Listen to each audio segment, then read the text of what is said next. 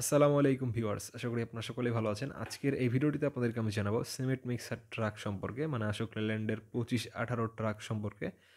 তো এই ট্রাকটার নাম আশোক লেল্যান্ড ইউ 2518 আইএল, বা সরি, এটার নাম শুধু আইএল, মানে ইউ নাই শুরুতে। তো এই গাড়িটা কিন্তু আপনারা বাংলাদেশের ম্যাক্সিমাম ক্ষেত্রে যারা ট্রাক সম্পর্কে জানেন বা ট্রাকের আশেপাশে থাকেন বা ট্রাক ফ্যানিং সোসাইটিতে যদি আপনি অ্যাড থাকেন বা ট্রাক লাভিং গ্রুপগুলোতে যদি অ্যাড থাকেন, তাহলে কিন্তু এই ট্রাকটা আপনারা চোখে অনেকেরই পড়েছে বা আপনার এলাকাতে হয়তো বা চলাচল করে, বা হাইওয়েতে, আপনার সিটিতে। তো কনস্ট্রাকশনের যে কাজগুলো থাকে সেই ক্ষেত্রে এই টাইপের ট্রাক বা এই ট্রাকটা রিসেন্টলি গত ৪-৫ বছর বা ৫-৬ বছরে, রিসেন্টলি ২০২০-২০-এর পরে বা ২০ থেকে আশপাশে অনেকটাই ইউজড, অনেক কোম্পানি কিনছে এই গাড়িগুলা।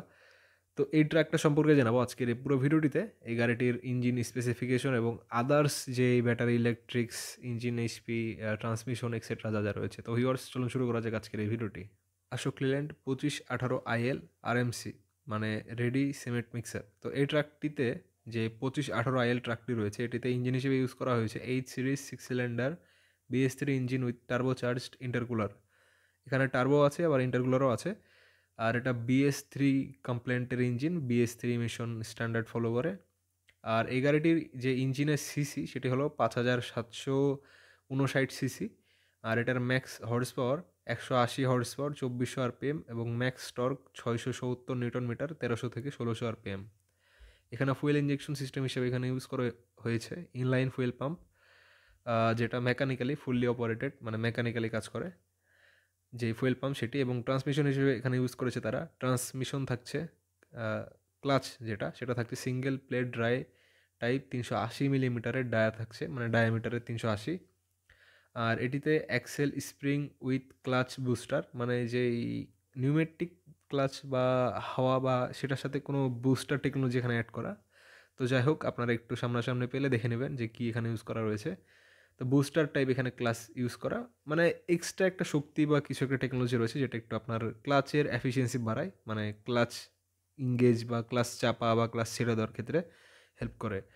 আর গিয়ার বক্স হিসেবে এখানে থাকছে ইয়েটন কোম্পানির 6S 940 940 NM gear box with FGR 9.01। তো এখানে বেশ কিছু, মানে গিয়ার বক্সের মডেল, এখানে কোনো নিউটন মিটার উল্লেখ করে না, আপনারা অন্য কিছু মনে করবেন না।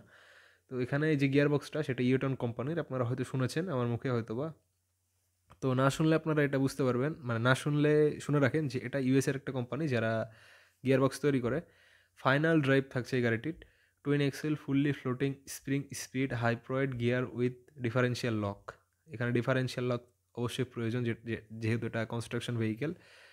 আর এখানে মাল্টি এক্সেল থাকার কারণে অবশ্যই ডিফারেন্সিয়াল লক প্রয়োজনীয়। আর এখানে স্টিয়ারিং অ্যান্ড কন্ট্রোলের ক্ষেত্রে যদি আসা হয়, তাহলে এখানে থাকছে forged I section reverse alloy type, এখানে ফ্রন্ট এক্সেল। আর স্টিয়ারিং থাকছে পাওয়ার স্টিয়ারিং। আর ব্রেক সিস্টেম হিসেবে থাকছে fully dual line S cam brakes, তার সাথে পার্কিং ব্রেক থাকছে স্প্রিং অ্যাক্টুয়েটেড, যেই পিনিয়াম অন রেয়ার অনলি, মানে পিছে থাকবে যেই পার্কিং ব্রেক, সেটা সামনে থাকবে না।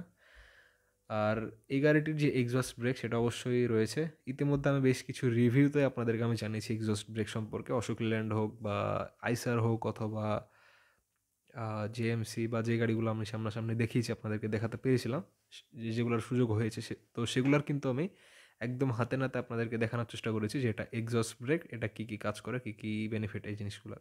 এই গাড়িটির যদি সাসপেনশন অ্যান্ড টায়ারের ক্ষেত্রে আসা হয়, তাহলে এখানে সাসপেনশন থাকছে ফ্রন্টে সেমি ইলেকট্রিক্যাল মাল্টিলিফ স্প্রিং, আর রেয়ারে থাকছে semi electrical মাল্টিলিফ spring at front with stabiliser link rod, মানে যেটা বলতে পারেন এক কথায় যেটা অ্যান্টি রোলবার, এরকম একটা লোহা থাকে। টাটার 2518 ট্রাকটাতে বেশি বোঝা যায়, তো এই জিনিসটা এখানেও ইউজ করা হয়েছে ব্যালেন্স করার জন্য, খুব ভালো একটা জিনিস। আর টায়ার হিসেবে থাকছে 10.00 বা গুণ 20 16 PR, মানে এখানে 1020 সাইজ, যেটা আপনারা চিনে থাকেন সেই সাইজের এখানে টায়ার ইউজ করা। ফ্রেম ডাইমেনশন থাকছে 228x75x6 millimetre with 8 cross members. আর এখানে কেবিন থাকছে টিল্টেবল কার্গো স্লিপার ক্যাব। যদিও এখানে যে গাড়িটার ছবি সেখানে কিন্তু আপনারা, বা যেই মানে গাড়িগুলা চলে রোডে সেগুলাতে কিন্তু আপনারা স্লিপার কেবিন দেখবেন না। এখানে স্লিপার কেবিন স্পেসিফিকেশনে উল্লেখ করা। তো এটা যদি গাড়িটা যদি একটু লম্বাও হয় তাহলে এখানে যদি স্লিপার কেবিন দেওয়া হয় তাহলে কিন্তু অনেক হেল্প হবে কাস্টমারের ক্ষেত্রে। যদিও গাড়িটা একটু লম্বা বেশি হবে কিন্তু গাড়িটার যেই মানে কমফোর্টটা ড্রাইভার লং জার্নিতে ঢাকা, রাজশাহী, খুলনা, চিটাগাং যেখানেই হোক, যে কোনো জায়গাতে হোক, সেখানে যেয়ে কিন্তু ১ দিন, ২ দিন, ৪ দিন, ৫ দিন আরামে থাকতে পারবে। মানে খুব মানে একবারে পুরা বডি রিল্যাক্সে শোয়ার মতো একটা জায়গা থাকবে অন্ততপক্ষে একজনের। মানে একজন করেও যদি ঘুমায়, কেউ রেস্ট নেবে, কেউ চালাবে, কেউ ঘুমাবে, কেউ বাইরে থাকবে, এরকম করেও যদি হয়, তাহলে স্লিপার কেবিন কিন্তু অনেকটা ইম্পর্ট্যান্ট সেই ক্ষেত্রে। যদিও আ যারা চালায় এই অনুযায়ী মানানসই করে নিয়েছে নিজেদেরকে যে এভাবেই চালাতে হবে। তো সেই ক্ষেত্রে সেটা স্ট্যান্ডার্ড হয়ে গিয়েছে। তো স্লিপার কেবিন যদি হতো তাহলে ভালো হতো। মানে হয়তো অনেকে নেয় না, অপশনাল হয়তো থাকতে পারে, আমার জানা নাই। কিন্তু স্লিপার কেবিন যদি নেয় তাহলে যারা চালাবে গাড়িটা, মানে মালিক পক্ষ বা যারা গাড়ি কিনে থাকেন, তো যারা চালাবে তাদের ক্ষেত্রে অনেক হেল্পফুল হবে সেই ক্ষেত্রে, লং ড্রাইভে যাওয়ার ক্ষেত্রে। আর গাড়িটিতে এখানে 6 ওয়ে মুভমেন্ট অ্যাডজাস্টেবল সিট রয়েছে, ড্রাইভারের সিট অবশ্যই। আর এখানে যে আদার্স ফিচারের ক্ষেত্রে এখানে ফুয়েল ট্যাঙ্ক থাকছে ৩০০ লিটারের ক্রস লিঙ্কড পলিউমার টাইপ, মানে প্লাস্টিকের। আর এখানে ব্যাটারি থাকছে ১২ ভোল্টের ২টি ব্যাটারি, ১১০ অ্যাম্পের ক্ষমতা সম্পন্ন। হুইল বেস থাকছে ৩,৮১০ মিলিমিটার। ওভারঅল লেন্থ থাকছে ৬,৮৯০ মিলিমিটার। টার্নিং ক্লিয়ার ডায়ামিটার থাকছে ১৬০০ ১৬,৫০০ মিটার, ১৬,৫০০ মিলিমিটার।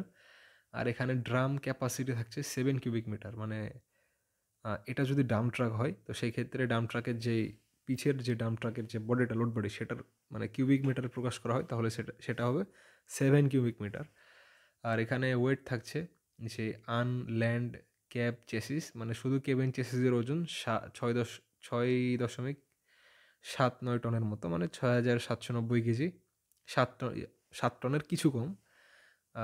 ৭ টনের চাইতে মানে ১০ কেজি বা সামথিং, মানে একদম কাছাকাছি ৭ টনের। তো খালি গাড়ির ওজন ৭ টন, মানে কেবিন উইথ চেসিস। আর এখানে যদি জিবিডাব্লিউ ধরা হয়, মানে গাড়িটির ওজন এবং গাড়ির পেলোড ক্যাপাসিটি, তাহলে সেটা হবে ২৫,০০০ কেজি। মানে ২৫ টন পর্যন্ত এই গাড়িটা নিজের ওজন প্লাস ক্যারিং লোড, সেটা বা বডি যা হোক সব লোড সহ পাসিং আসে এটার ২৫,০০০ কেজি। আর এই গাড়িটার যদি ওভারঅল গত ৩-৪ বছরের পারফরমেন্সের ক্ষেত্রে যদি ধরা হয় তাহলে এটা একদম স্টেবল একটা পারফরমেন্স দিয়ে যাচ্ছে আমার যতটুকু খালি চোখে দেখা। মানে সামনাসামনি কেবিন খুলে ভেতরে বসে দেখার এক্সপিরিয়েন্স হয়নি এখন এই গাড়িটার। তবে হয়তো সামনে দেখানোর চেষ্টা করতে পারি, সুযোগ হয়তো রয়েছে। তো এই যে গাড়িটা, এই গাড়িটাতে ইনলাইন ফুয়েল পাম্প রয়েছে, যেটা আপনাদের রিকোয়ারমেন্ট, যেটা আপনাদের কাছে সহজ মনে হয় মেইনটেনেন্সের ক্ষেত্রে, চালানোর ক্ষেত্রে, সব ক্ষেত্রে সুবিধাজনক। ফুয়েল এফিশিয়েন্ট না, মানে ফুয়েল এফিসিয়েন্সি ইলেকট্রিক বা সিআরএস পাম্পে অনেক বেশি লাইন পাম্পের চাইতে, কিন্তু এটার একটু মেনটেনেন্স কম, অন্যান্য পাম্পের চাইতে খরচও কম, সেই ক্ষেত্রে এটা ইউজার ফ্রেন্ডলি অনেকটাই।